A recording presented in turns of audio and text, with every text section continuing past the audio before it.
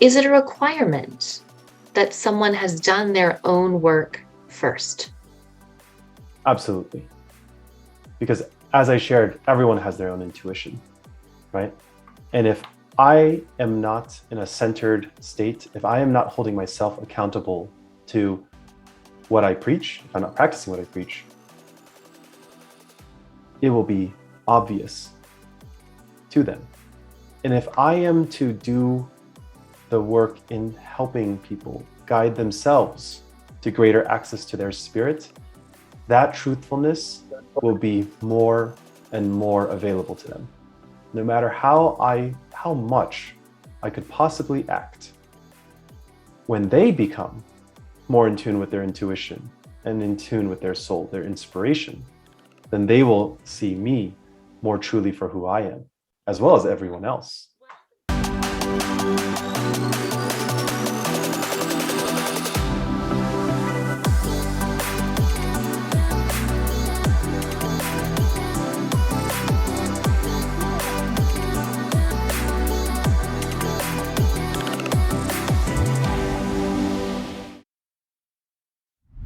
Hello to all of you Flourish or Fold listeners out there. I am so delighted to share this week's episode, Austin Mao. He's the head minister and founder of Ceremonia, an energetic church. Austin's going to share with us what it means to be part of an energetic church, how he uses psychedelics as sacraments to deepen a connection with God, and his personal journey in founding the church and the transformative effects it's had on his life. Listen in now. Well, hello to all of you, and welcome back to Flourish or Fold Stories of Resilience. Today, I have a wonderful and fantastic guest with me, Austin Mao. Now, Austin is the head minister and founder of Ceremonia, an ethnogenic church based out of Colorado. Austin, welcome to the show today. Thank you so much. So happy to be here. So delighted to have you here. Now, you and I met a couple of years ago on a retreat where we were engaging with sacred plant medicine. And I just love that we're coming back together in this format now, and all of the expansion and amplification, the journey that you've been on. So one of the questions that I had for you before we started recording was, what is an ethnogenic church? Entheogens is a fancy word for psychedelics. And in an entheogenic church, these plant medicines are sacraments that our religion uses to create a greater connection with God. And our belief system is shares some similarities with the Buddhist system, in that there's this idea of the God immanent and the God transcendent. God all around us, which is transcendent, and then the God within ourselves. And those sacraments, whether those be ayahuasca or psilocybin mushrooms, like those sacraments enable us to have greater connection, greater access to the God immanent and transcendent. That's beautiful and so exciting. I wonder if you could tell us a bit about what it's been like for you to be on this journey and to be uncovering this calling that you have, your passion and purpose surrounding founding Ceremonia, and how that sort of emerged for you. Beautiful question, and really brings back so many memories to reflect upon. About in the beginning of 2020, I sat with plant medicine for the first time with an ayahuasca retreat with you. And I was there. Yes. What's funny is when I was invited to it by a mutual friend of ours, I thought that I was going to a networking event because it was an ayahuasca retreat for entrepreneurs. I came in with a chip on my shoulder thinking, I had been to Burning Man 10 years. I've played around with various psychedelics. How different could this be? And I was completely unprepared for the transformative effect that these sacred medicines had on me. Back then, long story short, I discovered that I had repressed memories that were disabling me from actually feeling, from having memory of my past. I literally could not remember and could not feel the tremendous love that my mom gave me, or that my relationships with the past, I shared in the relationships of my past. And so after that, my life really did flourish. It was such an eye-opening experience. Since that time, I dedicated and devoted much of my energy and much of my life to this medicine path by being in service to organizations that serve ayahuasca, ultimately becoming a program director for the organization we were a part of, and a lead facilitator.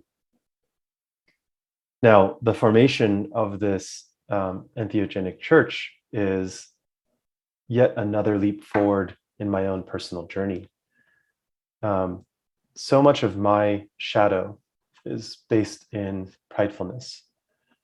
And the interesting thing about walking the spiritual path with pride is that it can translate into what we call in the field spiritual ego, which is a belief that I have something to share that is so important for other people to hear, so important for other people to feel. And I kept going into the service space wearing a mask, this mask of, here I am for you, but really I'm here for me because I want you to applaud me. I want you to recognize me. I want you to validate me and what I'm missing inside. And so it wasn't until a few months ago where I went to another ayahuasca retreat in Costa Rica as a participant. I hadn't been a participant in a retreat for many, many years. And at that time, I had just served with one heart in Costa Rica in a leadership capacity a couple weeks before. And that went so beautifully. I felt so validated. I felt so affirmed in my path, etc. But as life tends to course correct you when you're out of integrity, life absolutely slapped me in the face. And at that ayahuasca retreat, I learned so much about how I was generating my own suffering from living in pridefulness, from telling stories of what I will do, but never actually committing to doing it, never actually risking enough for my freedom, for my truth. And peering into how much I was avoiding in my life, how much I was ignoring, every time that I would feel a challenging feeling, like brushing that under the rug instead of actually confronting where it's coming from and surrendering that feeling. It was the most challenging and rewarding experience of my life. Hmm. And then I committed. That's beautiful. Yeah. And what did it look like and sort of feel like for you to commit to something new and different in that moment? What was that process like? There's this great line that I like, that intuition doesn't always lead you right, but it's the only thing that's ever led you right. Right? And one of the things that I teach is that when I'm able to quiet my mind and have greater access to the intuition that lives in my body, the very act of following that intuition, even if it creates more challenges, perpetuates the trust that I build in myself, right? And so that experience of committing to this new path was and continues to be really, really hard. I went from being dedicating my energy to entrepreneurism and making money, to running a nonprofit, right, in service of the world. And it's deeply responsible. There's so much responsibility in this work that challenges me to this day. It was the act of committing to it, of really listening to my soul, that is creating this reinforcing loop where I am every day waking up excited to work, full of joy and peace. And even when I feel challenges, I'm able to just pause and reflect about how good I feel to walk this path now.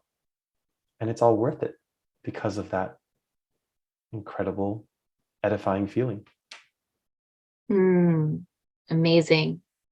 Now, I know that there's some people that are listening right now that are thinking to themselves something akin to, I don't have intuition. If I do have intuition, I've never experienced it. Or maybe I've experienced a bit of intuition, but I don't have like reliable access to it, or I don't know if it's intuition or something else. Are you able to sort of provide us with a description or tell us about your journey, about how did you sort of parse out some of those things to get to a place where you're so deeply in touch with your intuition? Beautiful question. And it actually speaks to the curriculum that we teach in our trainings. We break our trainings up into mind, body, and spirit. The idea is that the mind, the first step in the awakening and healing process, is to help the mind question its own beliefs. There's the spiritual teacher, Byron Katie, that shares that it's not our beliefs that cause us suffering. It's not our thoughts that cause our suffering. It's the fact that we believe our thoughts, right? When our mind races, when it is in fight or flight mode, it's impossible to have access to truthfulness. We live in falsehood. We are living in perception instead of vision, right? In wantingness instead of inspiration. And that looks like when we're in shame or guilt or grief or fear or anger. Think of all the times you felt those feelings. Like if you've been angry, were you able to recollect memory accurately?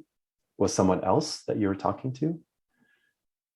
Taking those feelings and then coming into awareness of them through quieting the mind via this inquiry process, right?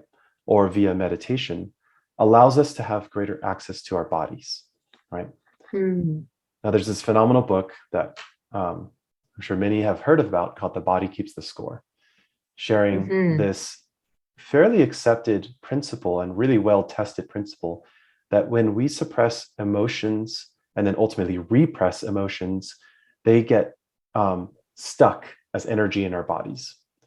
They can even get to the point where they transmute into disease, which is literally dis-ease, right? When we quiet the mind and finally have access to our emotional centers in our body, we can start to feel the tenseness or the lightness, right? We can start to feel when we have triggers, what our responses are. Do we want to run away or do we want to run towards somebody, right? When the mind races, it interprets those signals from the body as impulse, right? We've all had impulses. Sometimes when people feel challenged, their impulse is to grab a beer or to, eat down this whole pint of ice cream, right? Or it's to yell, or it's to run away, right? It's when we are able to actually come into inquiry and surrender those impulses, to let go of the energy without avoiding it, do we have access to intuition. And what intuition feels like is a knowing with a capital K. There's this other well-known spiritual teacher named David Hawkins that shares that as we escalate up the ladder of consciousness from shame at the very bottom to guilt, to grief, to anger, to pride, and then flipping to strength once we find courage, and then from courage to acceptance, to love, to reason, to love, to joy, to peace. The way that we process information goes from linear thinking, which is deductive reasoning, if this, then that, to nonlinear thinking, which is intuition. I'm sure we've all experienced times where we knew the answer before we solved the problem, right? This could be something as simple as meeting somebody and having the intuition of, should I trust this person or not, right? Being at a green light and maybe being like, maybe I shouldn't actually hit the gas now because I'm feeling a car come really quickly the opposite way, right?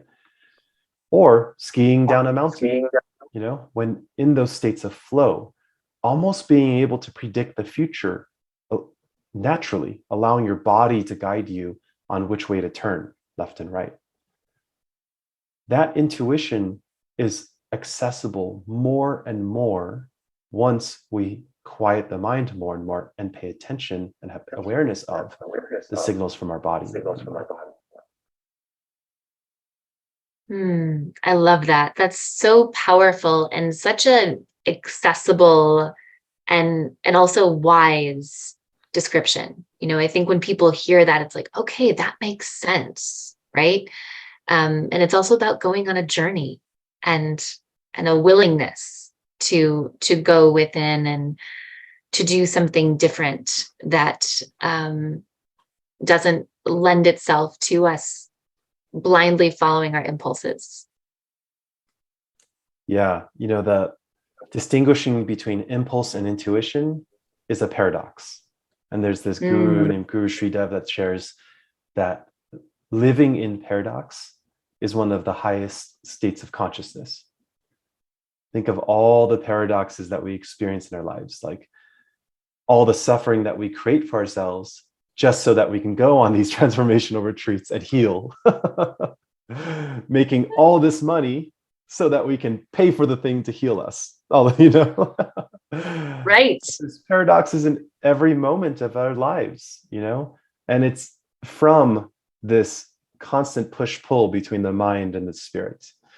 And the intermediary of that is the body, where intuition lies.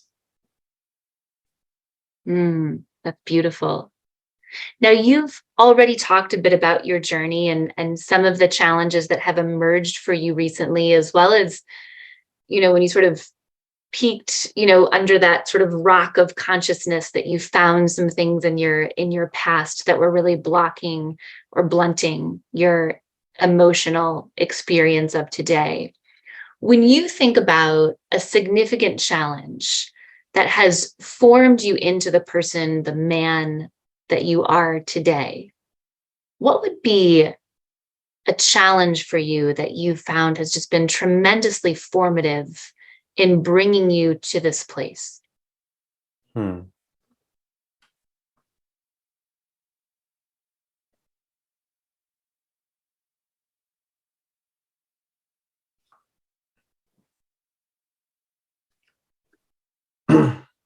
I think about last October at one of the ayahuasca retreats that I was in service to.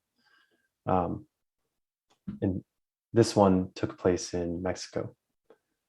And I was speaking to the founder of the organization about my desire to have an escalating role in the organization, right? And instead of receiving my desire, instead being shared back that he doesn't believe I should have any role for some time until I have greater reverence for the work. It was a very shocking experience for me because of how much energy and passion and sacrifice I devoted to this work. But this person is also a teacher of mine. And one time he invited me, when I was undergoing a personal challenge, to ask myself, why is this happening for me? Instead of why is this happening to me? And when I ask myself in relationship with people, why is this happening for me? There is always a deeper rooted answer that I can take responsibility for, right? No matter how centered or uncentered the other individual might be that I'm in relationship with, right? It could be a friend, it could be a stranger, it could be a teacher. The way that I show up and the way that I process my emotions and the way that I project out my own shadows is an opportunity for me to translate the challenge into learning. And so what happened for me there is I went on a deep journey of discovering my own humility. Why did I want to be in service, right? I thought at that time, I have all these gifts, I have all these ideas, the world can use it. Saying that now, I find humor in it, just reflecting on the hubris that I contained within myself and masked with my own spiritual ego, because I had it all figured out. Fast forward to April, where I went to this other retreat in Costa Rica as a participant. In this journey, there were several plant medicines used, right? And one of them is one called Kambo and another one called Hape, right? And these are non-psychotropic in nature, but they are considered detoxifying. What they do is they effectively poison your system and allow you to purge and release toxins in the body, right? That's sort of the sacred ritual of those medicines. And undergoing the ceremony, I was so dizzy, like literally never been this dizzy in my life. I was purging, which means vomiting, over and over and over, just from just how sick and dizzy I felt. And this message from the teacher there kept coming into my frame of mind, that these medicines exist to help us center when we feel dizzy. In other words, when the world is applying so much pressure, when the world feels like it's conspiring against you, that the real work is to recenter. The real work is to discover the source within myself of why this is happening for me and to recenter. And so I had to go through a lot of suffering before I could find my answer. Ram Dass, very well-known spiritual guru, shares that we have to suffer enough to muster the courage to act, to want to change. And my path of suffering looked very different than other people's path of suffering. Everyone's path is very different. And the path of suffering for me and for everybody else is directly related to our biggest shadows.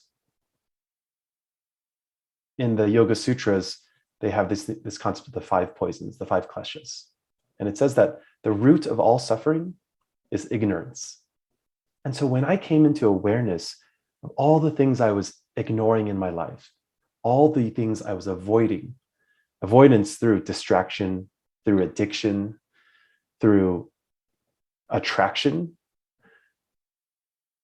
and started to actually open my eyes, and instead of averting my gaze, looking straight into it, dealing with the consequences of all the years of avoidance that I've had in my business, in my relationships, in my community, in my work, in my identity. It was the hardest work I've ever done, by far. And also the most important work I've ever done, by far. What a beautiful story and journey that you've walked us on. For all of you listening in to Flourish or Fold Stories of Resilience, I want to share with you an online course that we have on our website. We're going to go ahead and drop the website in our show notes, or you can go to www.resilience-leadership.com and check out our offerings. We've got an incredible course for you called Flourish, the 5 Practices of Highly Resilient People. So if you love what you're learning about in this podcast, if you love these conversations on resilience, if you love hearing about how you can more effectively face the inevitable moments of challenge, change, and complexity, or the 3 C's as I call them, in your life, then go ahead and check out our online course, Flourish, the 5 Practices of Highly Resilient People, because what you are going to find is a one-on-one tutorial with me around each of those 5 practices, as well as an introduction and a conclusion. We've got hours of content that is going to allow you to engage in direct coaching and learning with me on the 5 practices. Go ahead and check it out, and I hope you'll join us in our online course, Flourish, the 5 Practices of Highly Resilient People. You know, one thing that came up as I was listening to your share is suffering required to change, Austin? That's a great question. No, but it sure feels like it sometimes. And it kind of speaks to what I was sharing about falsehood versus truth, right? So David Hawkins' work, highly recommend checking it out. He started with a book called Power versus Force. And my favorite one is called Letting Go, where he shares a map of consciousness that escalates up this ladder from shame, guilt, anger, shame, guilt, fear, anger, pride, courage, acceptance, reason, love, peace, joy, enlightenment, right? So, and at every step, he shares how to get to the next step. I mean, it's so incredible, the work that he did, and very influential in this psycho-spirituality space. When we are not in courage and above, in other words, when we're not in power, when we're not in strength, when we're not in the path towards oneness, yes, we do have to suffer, because suffering is the only thing that will allow us, without awareness, without this inner sight, to do the work to escalate up. But once you have courage to look at your shadows, you don't need to suffer anymore, right? Because it's the very act of courage that can release you from suffering, just by looking at the thing. Because courage, by definition, gives you the bravery to seek that level of awareness? Yes. The way I like to think of it is, think of how many times have you heard, maybe from a family member or from some friends, or even yourself might have said, I can't do something. I can't forgive this person, right? I can't manifest this dream job that I want. I can't, right? Going from I can't, which is apathy, that's the level of apathy, which is right in between shame and guilt, to I won't, is a profound step right away. Because finally, you're taking responsibility for not doing something, right? You're making a choice to not forgive. I won't. Then the next step is to go from I won't to I want to, right? Now you're in the state of desire. Like, okay, I don't want this suffering anymore. I want freedom, and I want to make a change, right?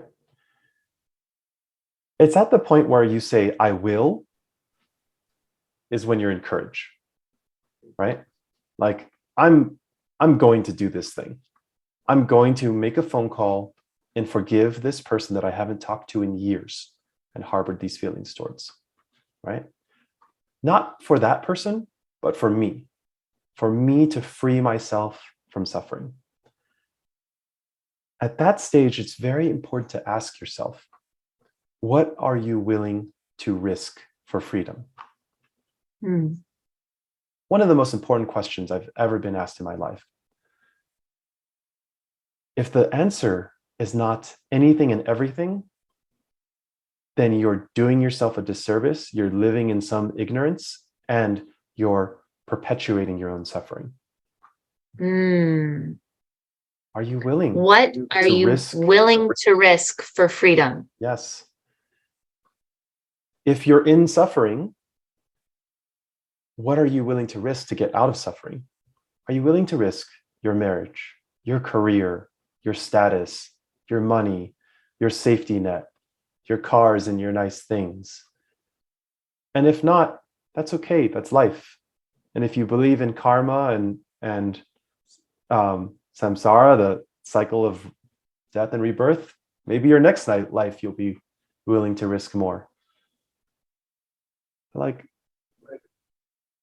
if got to be willing to risk for freedom, and that's where courage is, to release yourself from that suffering, and then to say, oh, all this baggage that I've been carrying around all my life in this super heavy backpack of all my shadows, all the times I've withheld my forgiveness, all the times I've stepped on this pedestal of righteousness, all the times that I've averted my gaze and numbed myself and drank and smoked and did drugs and watched porn and all of that, this heavy backpack. Oh, I want to release it. I want to throw it off. And when you feel the freedom of doing that, I'll tell you, the very last thing that you want to do is start putting more stuff in the backpack.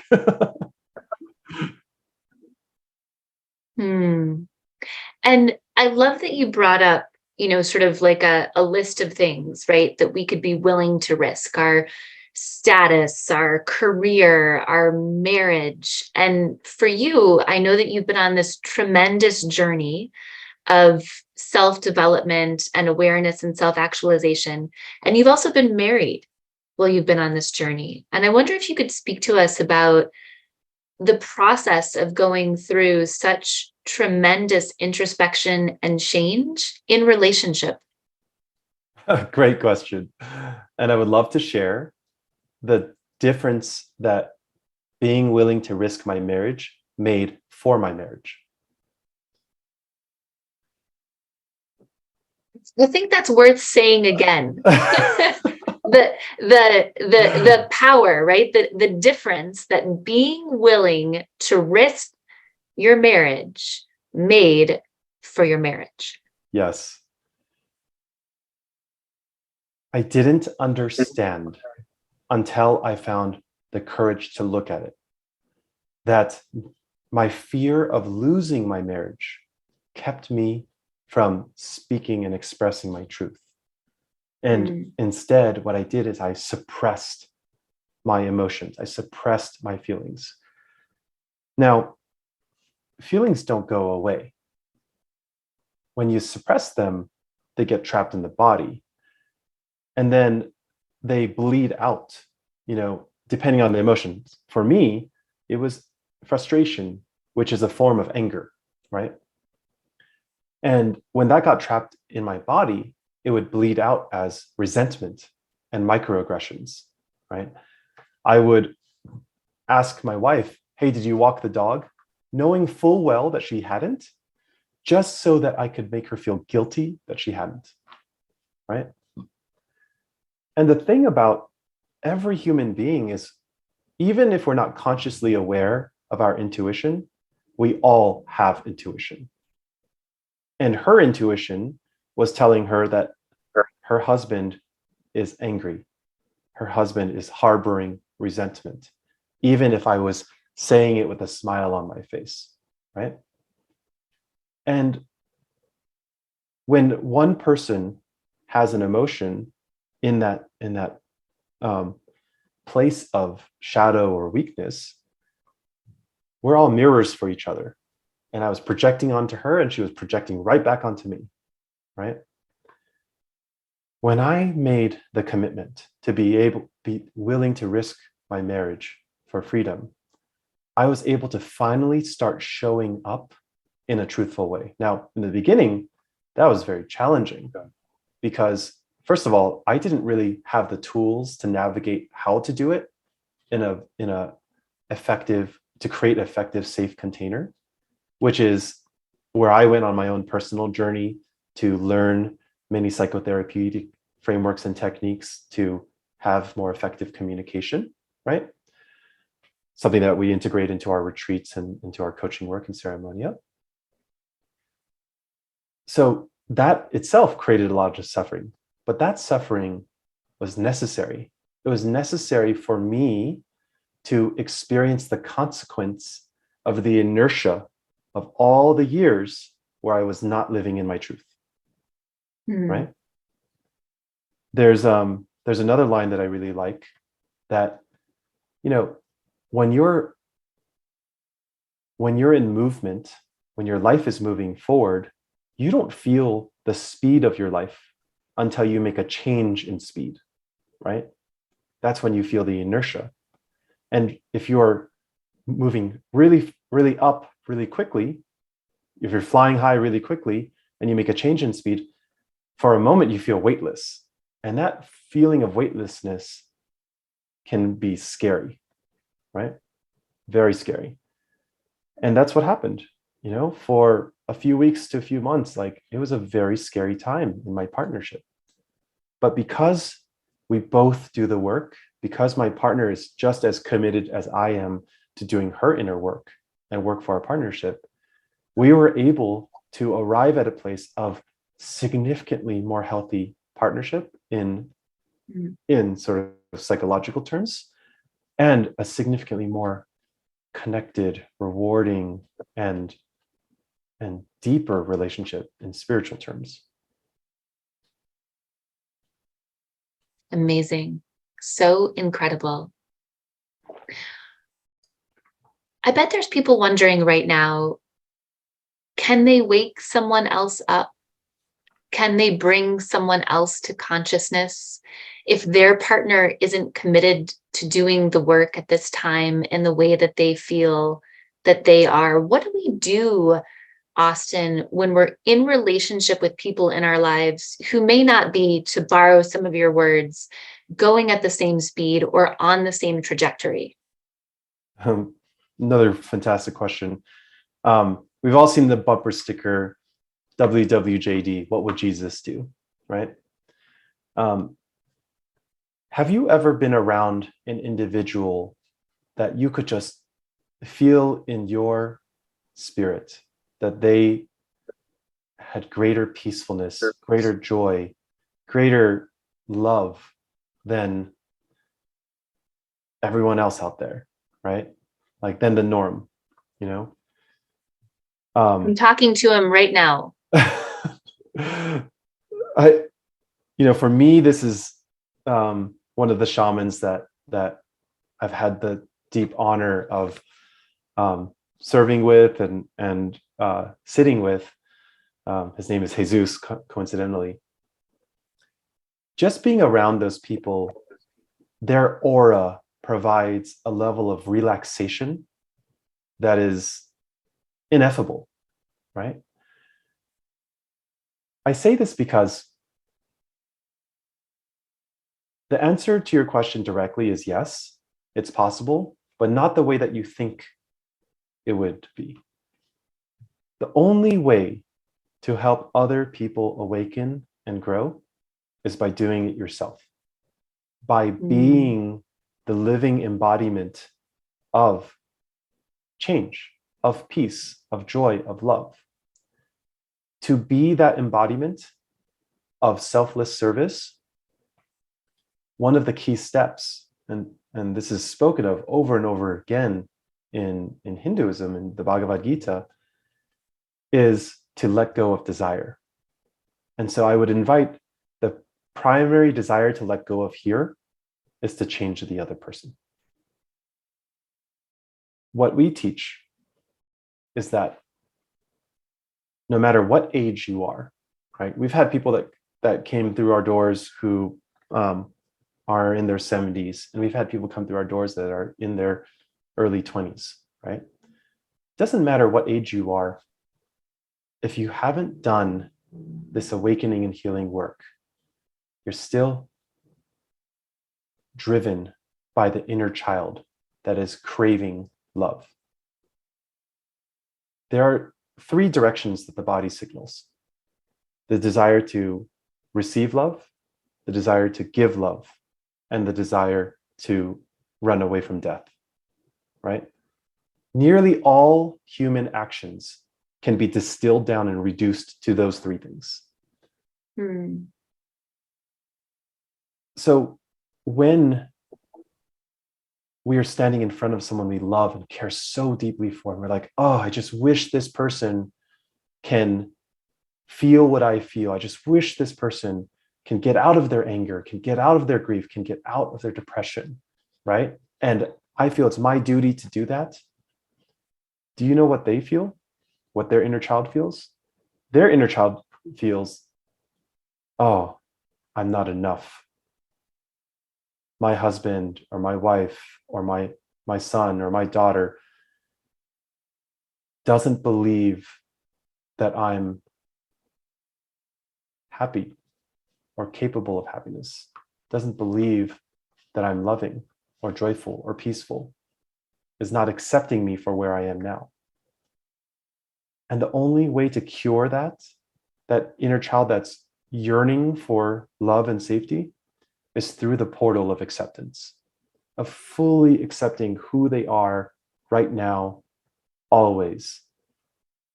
And through that mechanism, which is so hard, believe me, I know, through that mechanism, they can then feel relaxed by your aura enough to create an opening where they then say, I kind of want what you have, this peacefulness.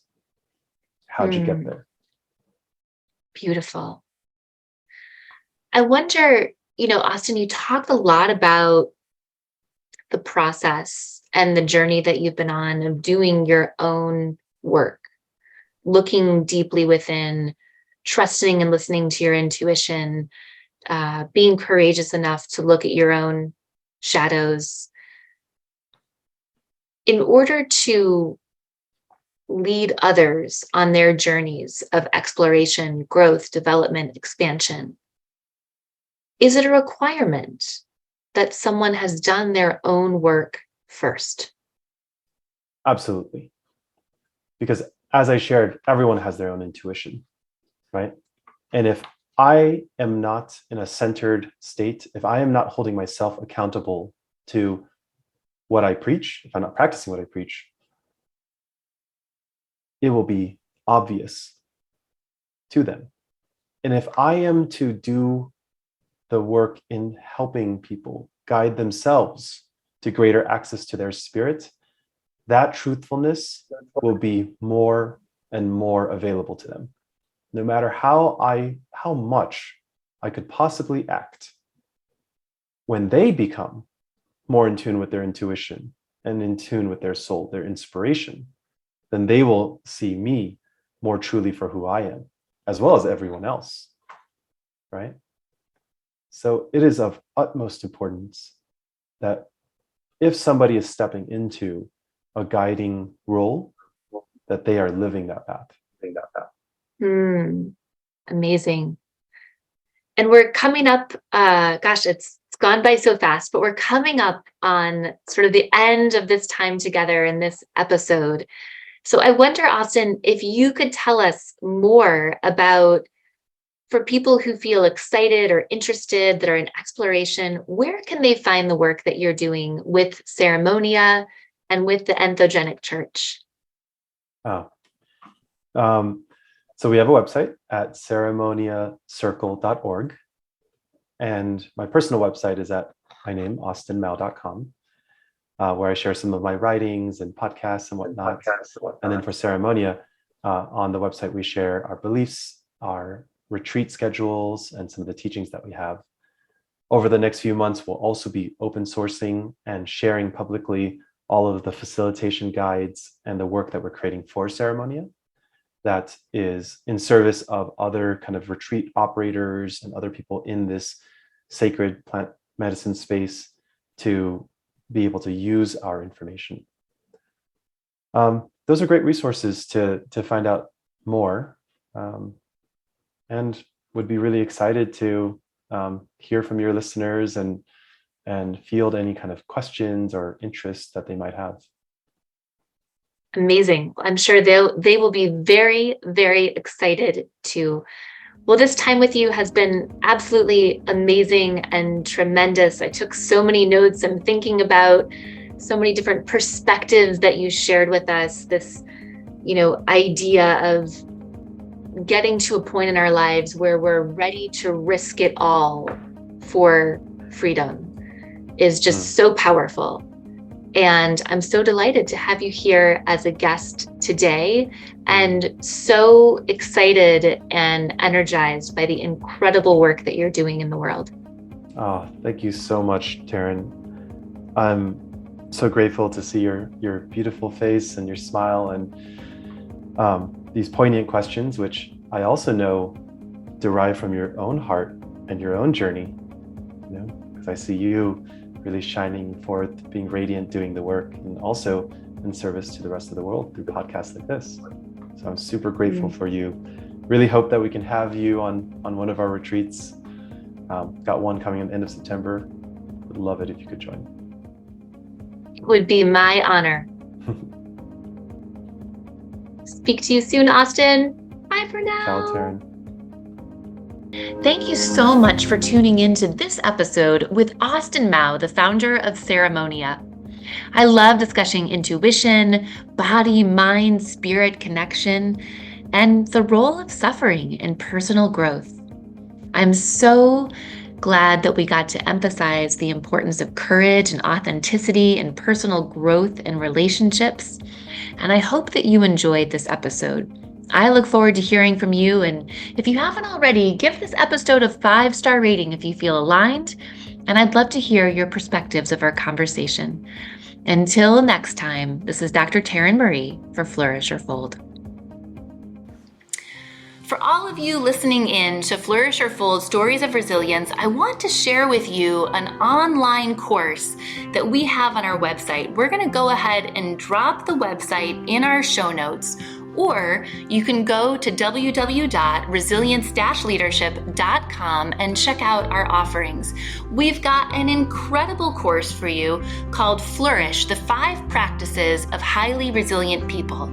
So if you love what you're learning about in this podcast, if you love these conversations on resilience, if you love hearing about how you can more effectively face the inevitable moments of challenge, change, and complexity, or the 3 C's as I call them, in your life, then go ahead and check out our online course, Flourish, the 5 Practices of Highly Resilient People, because what you are going to find is a one-on-one tutorial with me around each of those 5 practices, as well as an introduction and a conclusion. We've got hours of content that is going to allow you to engage in direct coaching and learning with me on the 5 practices. Go ahead and check it out, and I hope you'll join us in our online course, Flourish, the 5 Practices of Highly Resilient People.